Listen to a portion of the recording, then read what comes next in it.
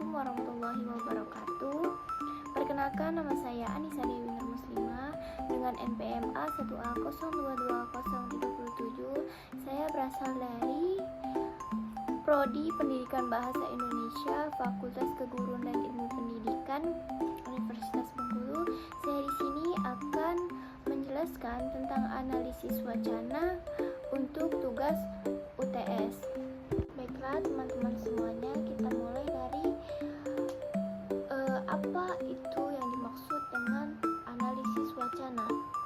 Jadi wacana ini asal-usul katanya berasal dari bahasa Inggris, yaitu discourse, dan dari bahasa Sanskerta itu disebut wak, wek, atau vak, yang artinya berkata atau berucap. Dan kata wacana, discourse ini berasal dari bahasa Latin discurrere, yang berarti lari kian kemari. Thomas Aquinas pertama kali menggunakan istilah discursive di dalam filsafat.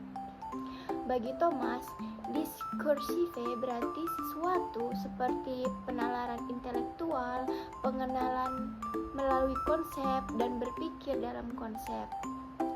Dan menurut pakar Arifin dan kawan-kawan 2015-20, wacana itu satuan bahasa yang terlengkap di atas kalimat atau satuan gramatikal yang tertinggi dalam hierarki gramatikal.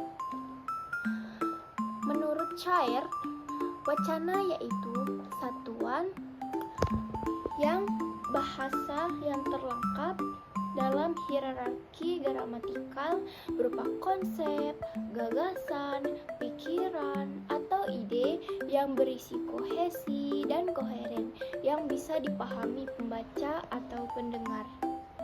Dan analisis wacana sendiri menurut Skifrin 2007 dan Al-Wasilah 2005 itu menjelaskan analisis wacana sebagai salah satu disiplin ilmiah dalam linguistik yang secara khusus mengkaji tentang wacana baik secara internal maupun eksternal.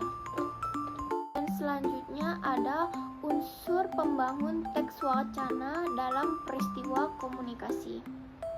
Tentunya ada unsur internal dan unsur eksternal, dan kita akan bahas unsur internalnya dulu. Yang pertama itu ada kata, yaitu satuan bahasa terkecil yang memiliki makna. Pilihan kata dalam sebuah wacana itu sangat berpengaruh terhadap nuansa dan makna yang ingin disampaikan. Dan selanjutnya ada kalimat, yaitu rangkaian kata yang mengungkapkan pikiran yang utuh. Kalimat merupakan unit dasar dalam membangun paragraf dan wacana. Yang selanjutnya ada teks, yaitu satuan bahasa yang lebih besar dari kalimat, terdiri dari beberapa paragraf. Teks memiliki struktur dan organisasi tertentu untuk menyampaikan informasinya. Ada 7 macam teks, yaitu yang pertama kohesi, yaitu keterkaitan antar kalimat dalam sebuah teks. Selanjutnya ada koherensi, yaitu keterkaitan makna antar kalimat dalam sebuah teks. Yang ketiga itu ada intentionality, yaitu tujuan atau maksud yang ingin disampaikan oleh penulis untuk pembicara dalam sebuah wacana untuk audiens.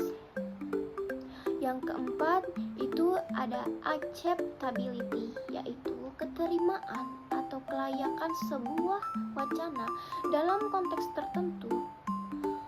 Dan acceptability ini dipengaruhi oleh faktor sosial, budaya, dan pengetahuan pembaca atau pendengar. Yang selanjutnya ada informativity, yaitu tingkat kebaruan atau kejutan informasi yang disampaikan dalam sebuah wacana. Informativity ini membuat membuat sebuah wacana menarik dan relevan. Dan yang keenam itu ada situationality, yaitu keterkaitan wacana dengan situasi konkret di mana teks wacana itu terjadi.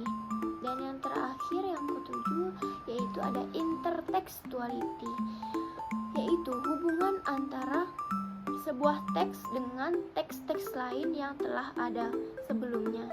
Intertextuality ini dapat berupa kutipan, parodi, atau alusi. Dan yang terakhir dari unsur internal wacana ini yaitu ada konteks, yaitu lingkungan atau situasi di mana wacana terjadi.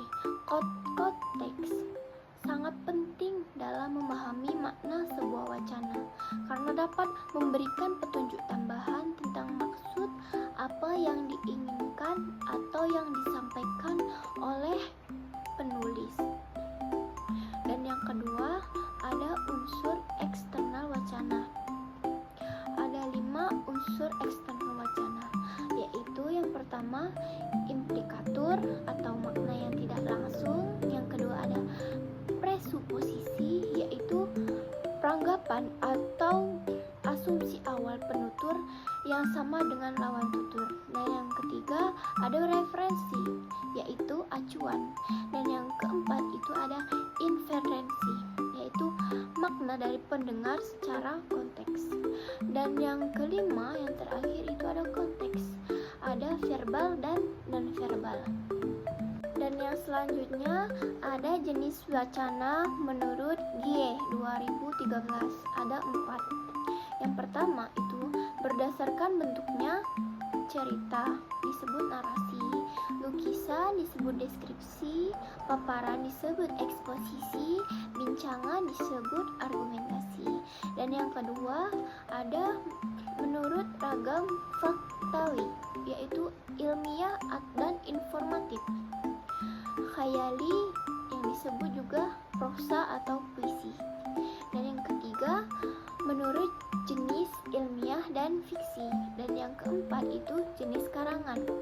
Dan dalam jenis karangan ini terdiri dari 4 macam. Yang pertama itu wacana ilmiah, yang kedua itu wacana informatif, yang ketiga itu wacana prosa, dan yang terakhir itu puisi. Baiklah, yang selanjutnya kita bahas yaitu sistematika metodologi penelitian. Nah, yang pertama itu ada metode penelitian yang berisi tentang pendekatan metode atau desain penelitian. Yang kedua ada waktu dan tempat penelitian yang menjelaskan waktu dan tempat di mana penelitian itu dilangsungkan. Yang ketiga ada data dan sumber data yang menjelaskan data dan sumber data untuk penelitian kualitatif dan populasi dan sampel untuk penelitian kuantitatif. Dan yang keempat ada teknik dan pengumpulan data yang menjelaskan cara mengumpulkan data. Jika kuantitatif, pengumpulan datanya menggunakan tes atau kuesioner. Jika kualitatif itu pengumpulan datanya dengan cara wawancara, observasi, dan dokumentasi. Dan di bab ini dijelaskan juga instrumen penelitiannya. Kalau kualitatif itu adalah instrumen utamanya itu adalah peneliti, dan kalau kuantitatif itu tes atau kuesioner. Dan selanjutnya adalah teknik atau prosedur analisis data. Dan di bab ini menjelaskan langkah-langkah menganalisis data yang diperoleh dari pengumpulan data dan sesuaikan langkah-langkah dengan desain penelitian yang kita gunakan. Dan yang terakhir ada uji keabsahan data. Jelaskan tingkat kepercayaan data yang diperoleh. Kalau kuantitatif itu dengan validitas dan reliabilitas, dan kualitatif itu dengan kredibilitas, transferabilitas, dependabilitas, dan konfirmabilitas. Dan yang terakhir yang akan kita bahas yaitu teknik analisis data, etnografi, dan studi kasus menurut Densin dan Lincoln 2009. Ada 4. tekniknya. Yang pertama itu interpretasi makna berbagai tindakan manusia. Yang kedua, interpretasi fungsi berbagai tindakan manusia. Yang ketiga, mendeskripsikan berbagai tindakan manusia. Dan yang terakhir itu penjelasan secara verbal. Lalu ditranskripsikan tanpa harus terlalu banyak memanfaatkan kuantifikasi dan statistik dari berbagai tindakan manusia. Baiklah semuanya, mungkin itu saja yang materi yang dapat saya sampaikan. Semoga bisa membantu teman-teman dan teman-teman juga